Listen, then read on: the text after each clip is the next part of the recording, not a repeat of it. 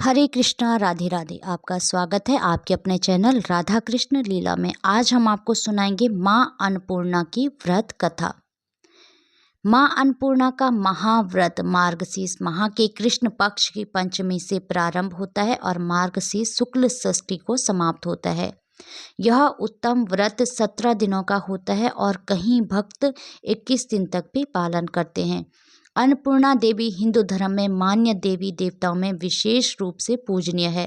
इन्हें माँ जगदम्बा का ही एक रूप माना गया है, जिससे संपूर्ण विश्व का संचालन होता है। इन्हीं जगदम्बा के अन्नपूर्णा स्वरूप से संसार का भरण पोषण होता है। अन्नपूर्णा का शाब्दिक अर्थ है धान्य अर्थात अन्न की अधिष्ठात्री।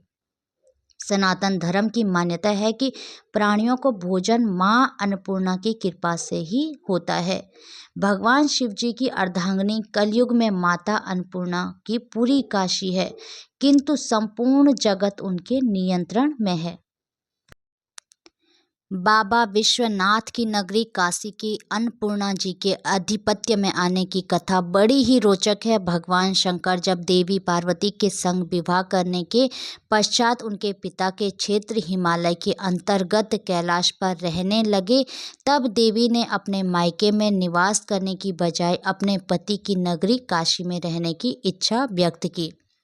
महादेव उन्हें साथ लेकर अपने सनातन ग्रह अभिमुक्त क्षेत्र अर्थात काशी आ गए। काशी उस समय केवल एक महाशमशान नगरी थी। माता पार्वती को सामान्य गृहस्थ स्त्री के समान ही अपने घर का मात्र शमशान होना नहीं भाया। इस पर वह व्यवस्था बनी कि सत्य, त्रेता और द्वापर इन तीनों युगों में काशी शमशान रहे और कलयुग में यह अन्नपूर्णा की पूरी होकर बसे। इसी कारण वर्तमान समय में मां अन्नपूर्णा का मंदिर काशी का प्रधान देवी पीठ हुआ है। स्कंद पुराण के काशी खंड में लिखा है कि भगवान विश्वेश्वर गृहस्थ हैं और भवानी उनकी गृहस्थी चलाती है। अंत काशी वासियों के योग क्षेम का भार इन्हीं पर है। ब्रह्मवेद पुराण के काशी रहस्य के अनुसार भवानी ही अन्नपूर्णा है, परंतु जनमानस आज भी अन्नपूर्णा को ही भवानी मानते हैं। श्रद्धालुओं की ऐसी धारणा है कि मां अन्नपूर्णा की नगरी काशी में कभी कोई भूखा नहीं सोता है। भगवती अन्नपूर्णा पृथ्वी पर साक्षात कल्पलता है, क्योंकि ये अपने भक्तों को मनोवांछित फल प्रदान करती है। स्वयं भगवान शंकर इनकी प्रशंसा में कहते हैं, मैं अपने पांचों मुख से भी अन्नपूर्णा का पूरा गुणगान कर सकने में समर्थ नहीं हूँ।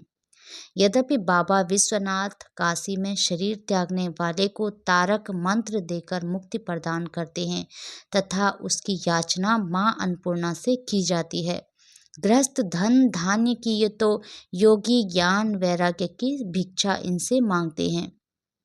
अब आइए श्रवण करते हैं माता अन्नपूर्णा की व्रत कथा। एक समय की बात है, काशी निवासी धनंजय की पत्नी का नाम सुलक्षणा था।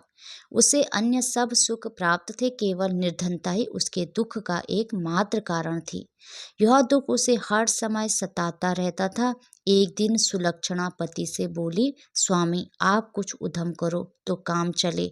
इस प्रकार कब तक काम चलेगा? सुलक्षणा की बात धनंजय के मन में बैठ गई और वह उसी दिन विश्वनाथ शंकर जी को प्रसन्न करने के लिए बैठ गया और कहने लगा कि हे देवादिदेव विश्वेश्वर, मुझे पूजा पाठ कुछ आता नहीं है, केवल आपके भरोसे बैठा हूँ।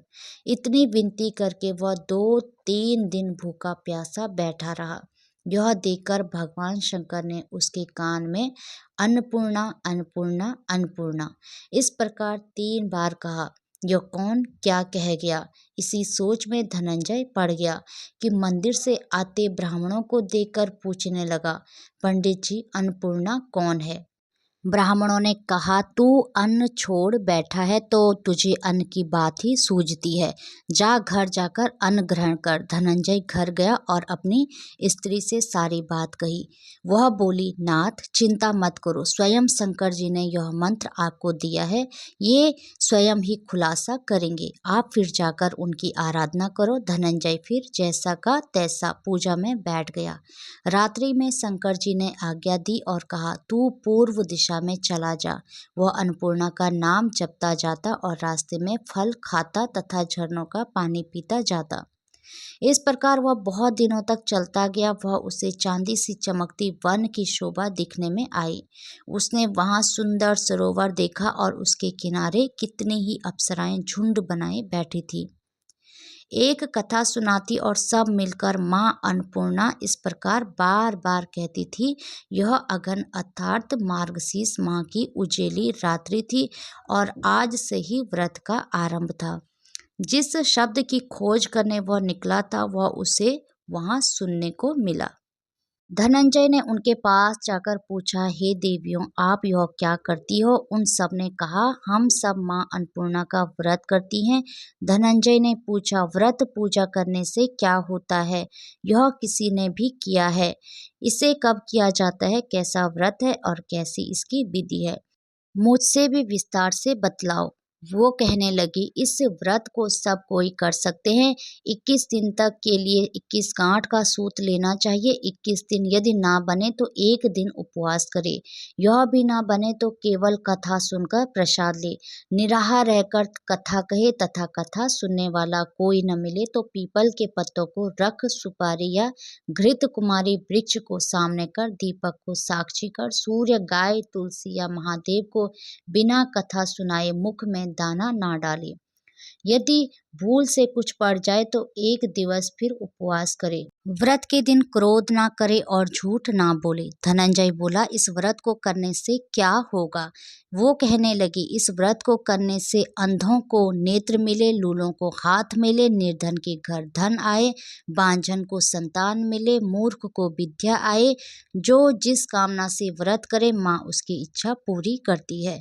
वह कहने लगा, बहनों, मेरे पास भी धन नहीं है, विद्या नहीं है, कुछ तो नहीं है। मैं तो दुखिया ब्राह्मण हूँ। मुझे इस व्रत का सूत दोगी? हाँ भाई, तेरा कल्याण हो, हम तुम्हें अवश्य देंगे। ले, इस व्रत का मंगल सूत ले। धनंजय ने व्रत किया। व्रत पूरा हुआ तभी सरोवर में से 21 खंड की स्वर्ण सीढ़ी हीरा मोती जड़ी हुई प्रकट हुई। धनंजय जय श्री अन्नपूर्णा अन्नपूर्णा कहता जाता था। इस प्रकार ना जाने कितनी ही सीढ़ियां उतर आई तो क्या देखता है कि करोड़ों सूर्य से प्रकाशमान अन्नपूर्णा का मंदिर है। उसके सामने स्वर्ण सिंहासन पर माता अन्नपूर्णा विराजमान है। सामने भिक्षा हेतु शंकर भगवान खड़े हैं। देवांगनाएं चंवर डुलाती हैं, कितनी ही हथियार बांधे पहरा देती हैं। धनंजय दौड़कर जगदम्बा के चरणों में गिर गया। देवी उसके मन का क्लेश जान गई। धनंजय कहने लगा, माता, आप तो अंतर्यामी हो, आपको अपनी दशा क्या बताऊं? माता अन्नपूर्णा बोली, तूने मेरा व्रत किया है, जा, संसार तेरा सत्कार करेगा। माता ने धनंजय की जीवा पर बीज मंत्र लिख दिया। अब तो उसके रोम रोम में विद्या प्रकट हो गई। इतने में क्या देखता है कि वह काशी विश्वनाथ के मंदिर में खड़ा है। माँ का वरदान ले धनंजय घर आया। सुलक्षणा से सब बात कही। माता जी की कृपा से उसके घर में संपत्ति उमड़ने लगी। छोटा सा घर बहुत बड़ा गिना जाने लगा। जैसे शहद के छत्ते में मक्खियां जमा होती हैं, उसी प्रकार अनेक सगे संबंधी आकर उसकी बढ़ाई करने लगे। कहने लगे, इतना धन और इतना बड़ा घर, सुंदर संतान नहीं तो इस कमाई का कौन भोग करेगा? सुलक्षणा से संतान नहीं है, इसलिए तुम दूसरा विवाह करो। अन्य इच्छा होते हुए भी धनंजय को दूसरा विवाह करना पड़ा और सती सुलक्षणा को सौत का दुख उठाना पड़ा। इस प्रकार दिन बीतते गए। फिर अघन मास आया। नए बंधन से बंधे पति से सुलक्षणा ने कहलाया कि हम व्रत के प्रभाव से सुखी हुए हैं, इस कारण यह व्रत छोड़ना नहीं चाहिए। यह माता जी का प्रताप है जो हम इतने संपन्न और सुखी हैं। सुलक्षणा की बात सुन धनंजय उसके यहाँ आया और व्रत में बैठ गया। नई बहू को इस व्रत की खबर नहीं थी। वह धनंजय के आने की राह देख रही थी। दिन बीतते गए और व्रत पूर्ण होने में 3 दिवस बाकी थे। एक नई बहू को खबर पड़ी। उसके मन में ईर्ष्या की ज्वाला दहकने लगी थी। नई बहू सुलक्षणा के घर आ पहुंची और उसने कहा, भगदड़ मचा दी। वह धनंजय को अपने साथ ले गई। नए घर में धनंजय को थोड़ी देर के लिए निद्रा ने आ दबाया। इसी समय नई बहू ने उसका व्रत का सूत तोड़कर आग में फेंक दिया। अब तो माताजी का कोप जाग गया। घर में अकस्मात आग लग गई और सब कुछ जलकर खाक हो गया। सुलक्षणा जान गई और पति को फिर अपने घर ले आई। नई बहू रूठ कर पिता के घर जाकर बैठी। पति को परमेश्वर मानने वाली सुलक्षणा बोली, नाथ, घबराना नहीं, माताजी की कृपा अलौकिक है। पुत्र कुपुत्र हो जाता है पर माता कुमाता नहीं होती है। अब आप श्रद्धा और भक्ति से आराधना शुरू करो, वे जरूर हमारा कल्याण करेंगी। धनंजय फिर माता के पीछे पड़ गया। फिर वही सरोवर सीढ़ी प्रकट हुई, उसमें माँ अन्नपूर्णा कहकर वह उतर गया। वहां जा माताजी के चरणों में रुदन करने लगा। माता प्रसन्न हो बोली, यह मेरी स्वर्ण की मूर्ति ले और इसकी पूजा करना, तू फिर सुखी हो जाएगा। जा, तुझे मेरा आशीर्वाद है। तेरी स्त्री सुलक्षणा ने श्रद्धा से मेरा व्रत किया है, उसे मैंने पुत्र दिया है। धनंजय ने आंखें खोली तो खुद की काशी विश्वनाथ के मंदिर में खड़ा पाया। वहां से फिर उसी प्रकार घर को आया। इधर सुलक्षणा के दिन चढ़े और महीने पूरे होते ही पुत्र का जन्म हुआ। गांव में आश्चर्य की लहर दौड़ गई। इस प्रकार उसी गांव के निसंतान सेठ के पुत्र होने पर उसने माता अन्नपूर्णा का मंदिर बनवा दिया। उसमें माताजी की धूमधाम से पधारी, यज्ञ किया और धनंजय को मंदिर के आचार्य का पद दे दिया। जीविका के लिए मंदिर की दक्षिणा और रहने के लिए बड़ा सुंदर सा भवन दिया। धनंजय स्त्री पुत्र सहित वहां रहने लगा। माताजी की चढ़ावे में भरपूर आमदनी होने लगी। उधर नई बहू के पिता के घर डाका पड़ा और सब लूट गया।